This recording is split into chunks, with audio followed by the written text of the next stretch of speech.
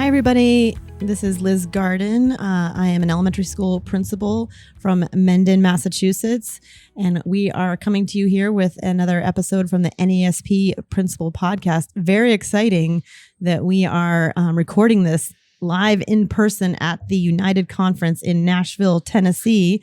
So besides being a principal, I'm also a co-fellow for NAESP's Center for Innovative Leadership. And I am going to throw it over to my partner here, who this is the first time that we're actually in the same room together. We're actually in a cubicle together right now. So this is very exciting. Yeah, we're like in the podcasting booth. It's fun.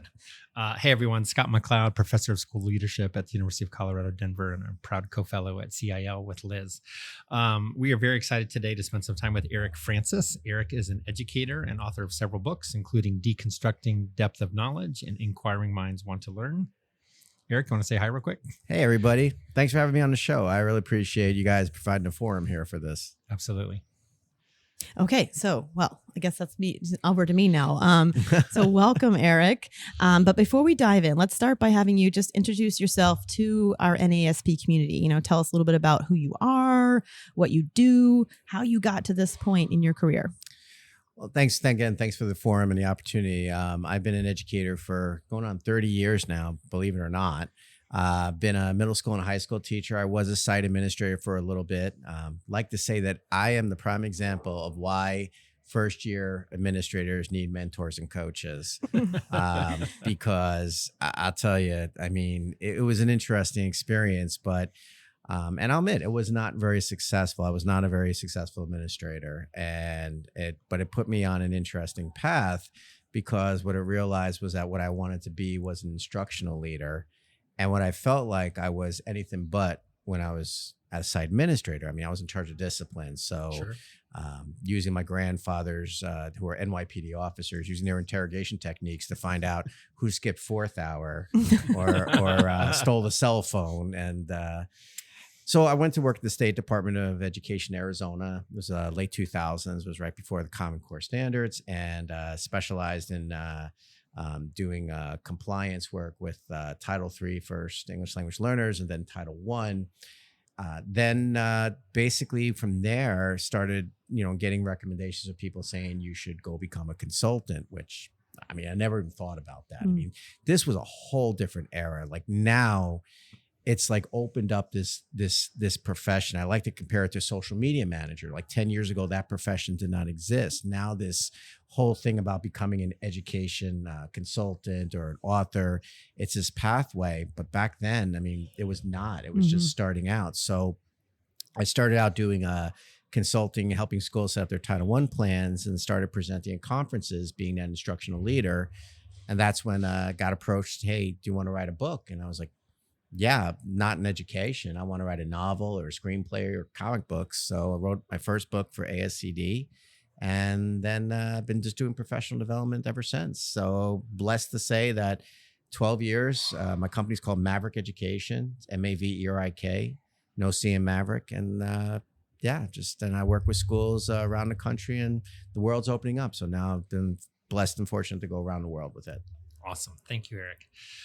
So we're all here at the United Conference in Nashville, and I sat in on your session today, which was about depth of knowledge, or DOK, as we tend to call it in education, right?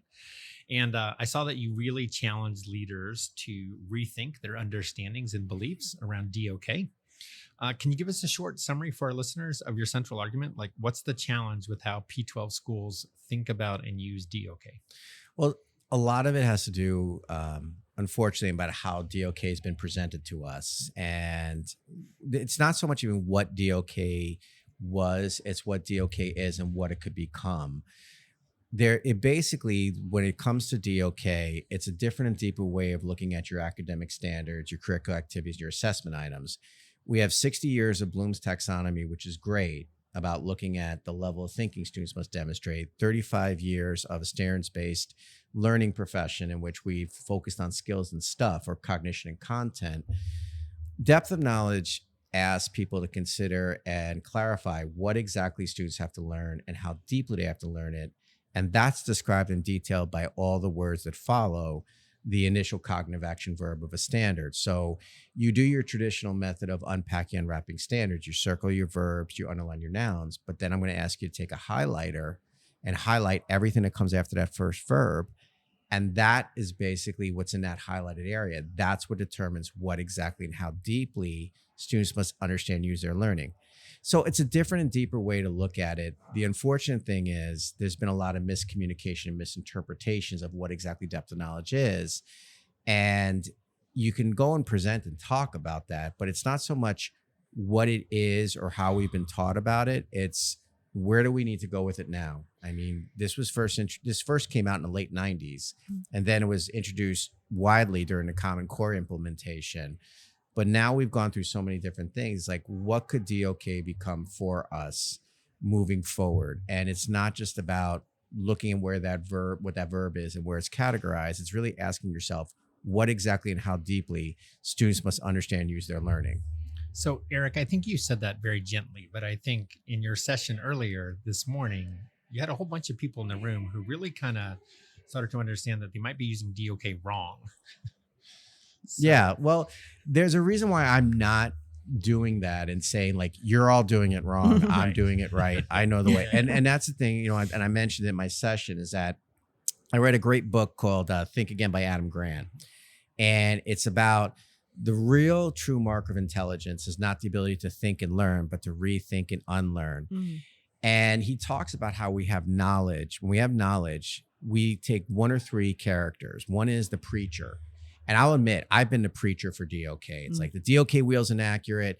And I've been shouting it from the roofs. And then and Scott, you're laughing because you know me so well and so long that basically, because you've heard me. And then being also what's called the prosecutor, where it's like, I have the evidence. I mean, I can tell you why the DOK wheel is wrong. The problem is that was actually turning off educators because it's coming in and you're coming off as a know-it-all. But then there's the third characteristic, which is the politician who says, okay, I know you don't like it, but what can I do to you get you like this to like me? So what I've tried to do is kind of soften a little bit my messaging of it to say, okay, I'm going to ask you to rethink. Here's this information. Norman Webb has finally put out an article in Edutopia that says, I didn't create the DOK wheel.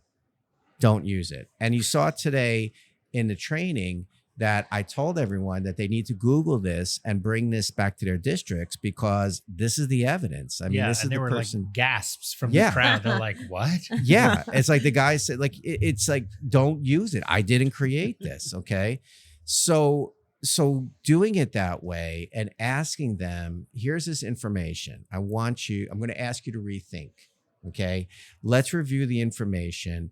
Let's revisit what's changed. Let's reassess how it's changed or evolved. Let's reevaluate.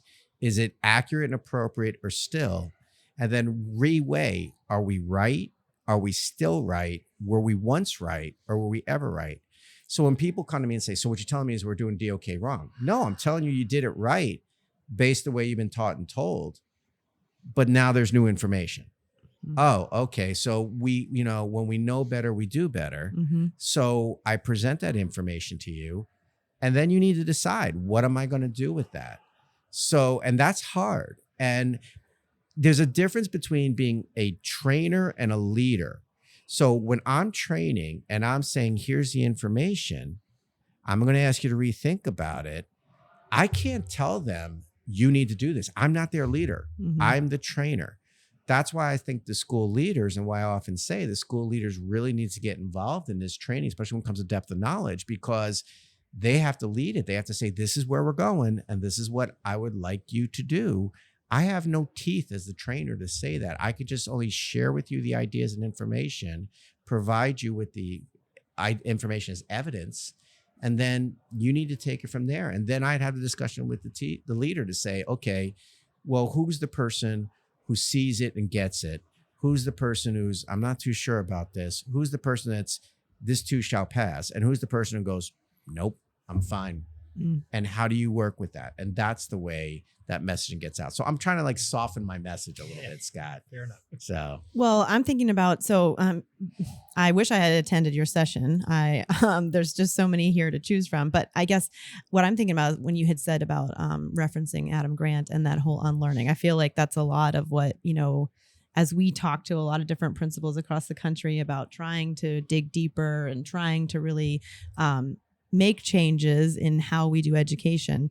So that's hard work to unlearn, because there's I guess my question to you is, we've got a lot of principal leaders that are listening to this podcast. Like, what's your advice for how to really take what you're talking about and apply it? Like you said, you're coming in and you're just, you're kind of the person helping to facilitate and train, but we're the ones that have to do the dirty work. right. So what are some key things that you would say to leaders of here's where you start, here's what you can do right away to put this in action? Well, and I think that's also where you have to look at with the trainings and look at that. How are you doing professional development? And more so, why are you doing professional development the way you're doing it? And I think and what I'm doing lately is that I'm actually, and I was talking to Scott about this earlier, is that I'm actually trying to talk people out of doing one and done professional development. Oh, good. Amen. Yeah, because it doesn't work. And in fact, I actually have I will get calls and people say, can you come in and do a one and done training and train all my teachers on depth of knowledge? Could I do it? Yes. Could I do it effectively with fidelity? Probably not. Because what I have found is that it's not the teachers who need it, it's the leaders, because the leaders have to be the one who lead it, who have to communicate it. So what I've been doing lately is advising schools to say, let's do a train the trainer, and let's do it with the leaders, and let's do it with the people who are not only have the ability to do it, but willing and wanting to do it. Who are those? Everett Scott, I think that's his name.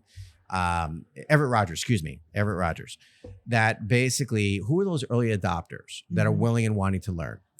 And those are the ones that you have to turn into what Malcolm Gladwell calls your mavens, who have the expertise, the connectors who can connect with your staff to say, okay, I know this is going to be hard, but this is, we can do this.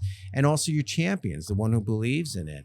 I think that's what we need to look at. We need to, you can't just do this whole staff thing one day. And I even say, don't do that to your teachers and don't do that to me as a trainer, because you think of it this way, that in 6 hours, someone has to be introduced to a concept, practice the concept, and be masters of the concept by somebody you're probably never ever going to see again. And I'm going to come in 6 hours and be stressed to say, wow, I want to give you my best. You're paying a lot of money for me to be there, and I want to give you my best, but I can't do that in 6 hours. Now, can someone else do it? Maybe they can. But is that going to be effective? How do you know it's going to, what's going to happen after that trainer leaves? What's going to happen after that 1 day of professional development? So I would really advise a lot of the leaders out there to look at, to say, how can I do this as a trainer model, that we get into administration because we want to be instructional leaders. And that's what this is about. It's not about basically doing the day-to-day magic. It's that we want to lead and we want to improve and we want to, enhance instruction. So how can we create a cadre where we do this, where we tap into our principals, we tap into our instructional coaches, we tap into our curriculum developers, we tap into teachers who want to be instructional leaders to lead it, and have it be where they lead the professional learning. Because that's actually what's interesting, what they're saying lately, is that there's professional development and there's professional learning, and they're defining professional development as a one and done, but professional learning is continuous. And I think that's the direction we need to go with it. And when it comes to the things such as time, money, well, the money should be from the professional development provider, that they be generous and, mindful of that, because there's only so much Title II funds that are out there. But at the same time, when it comes to time, you can't get release time for teachers. But who can you get release time for? You get release time for the leadership, because you're not really worried about, getting a substitute teacher. And if the leader has to go, the leader has to go. But that's where the professional development needs to start with, or professional learning needs to start with. It needs to start with the leaders. Eric, I think you're talking about some really important stuff here. And Liz, I appreciate that you raised the question about how we as leaders even think about professional development. You know, we've known for a long time that most of the money and time and resources that we put into our PD is relatively ineffective as judged by the impact it has on the systems that we're in, right? And so, you know, Eric's, you know, rightfully calling out sort of this one and done model that we seem to be all too willing to adopt, right? But I think another challenge for us is that we have so many demands on us as leaders that we're juggling too many initiatives, and we're also not helping our people connect them. So I remember doing a workshop with some superintendents in Iowa, and we gave them a blank piece of paper, and we said,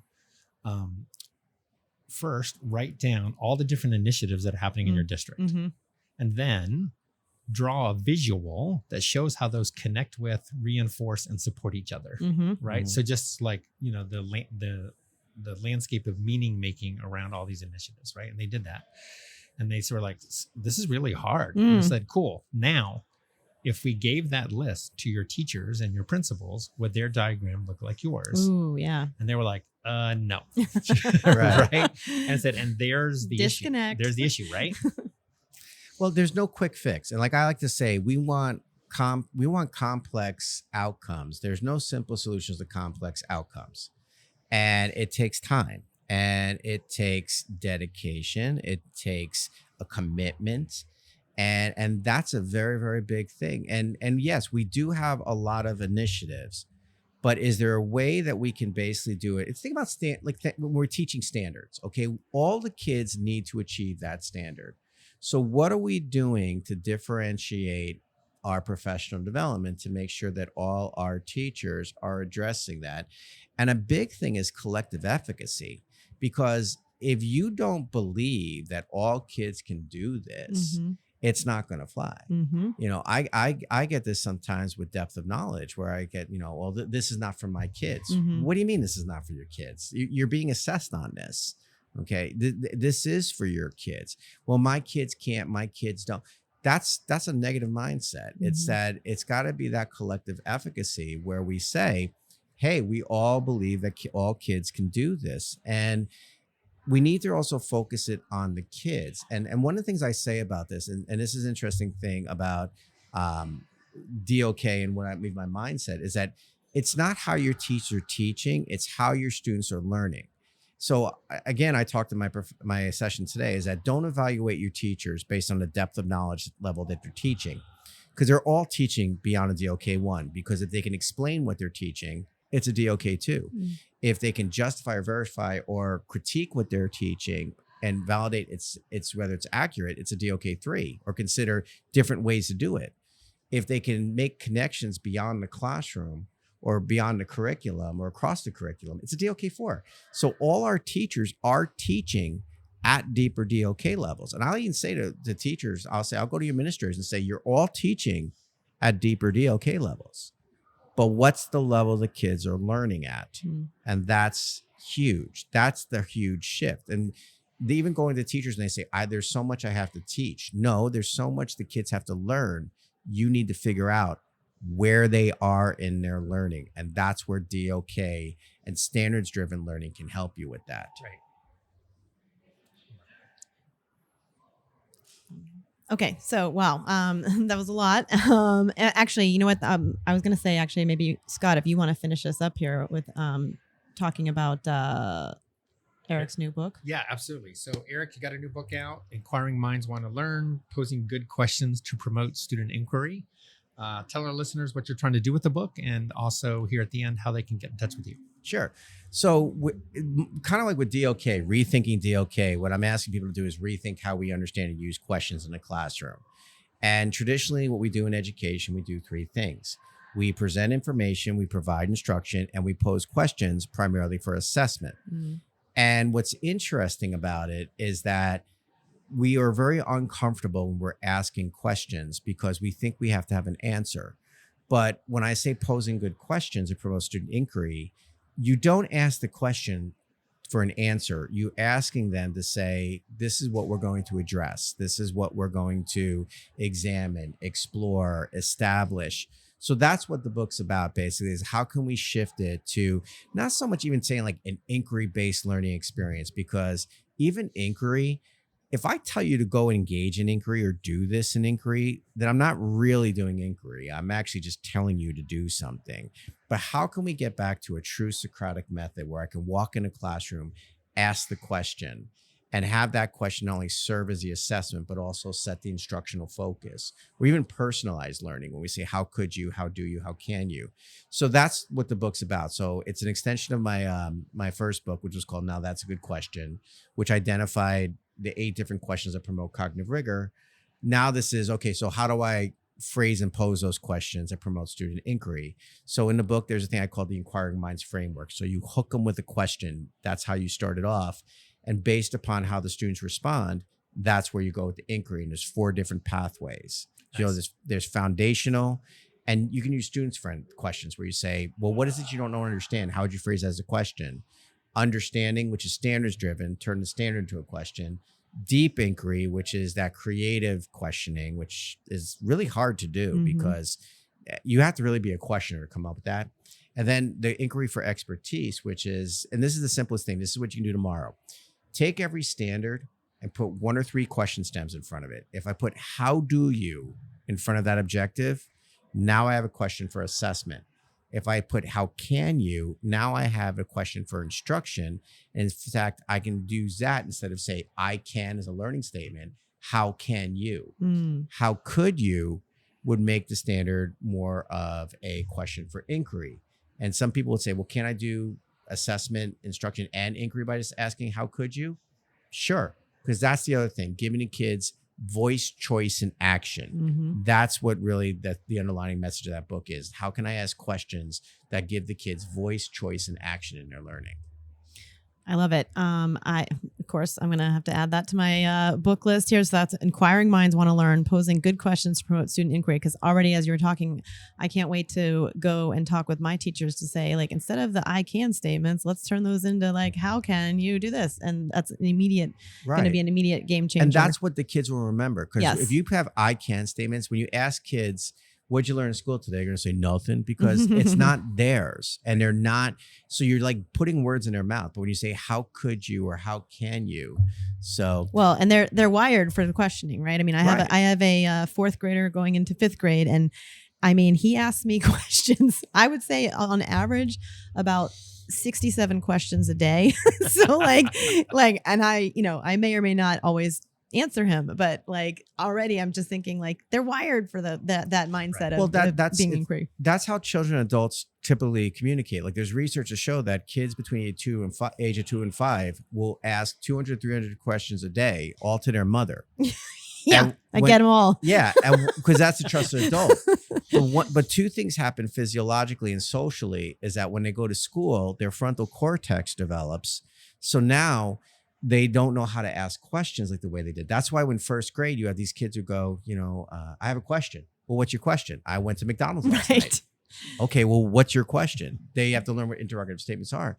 The other thing is that now in school, it's the adult who asks the question, right? Primarily for assessment, right? Not to learn. So again, it's getting the kids curious. And it's funny. I do a PD in a breakout session. I go, here's 12 different ways you can teach and learn with an inquiring mind, which is what I call it. So if people want to learn more, they can go to my website. It's Maverik, Maverik, education.com.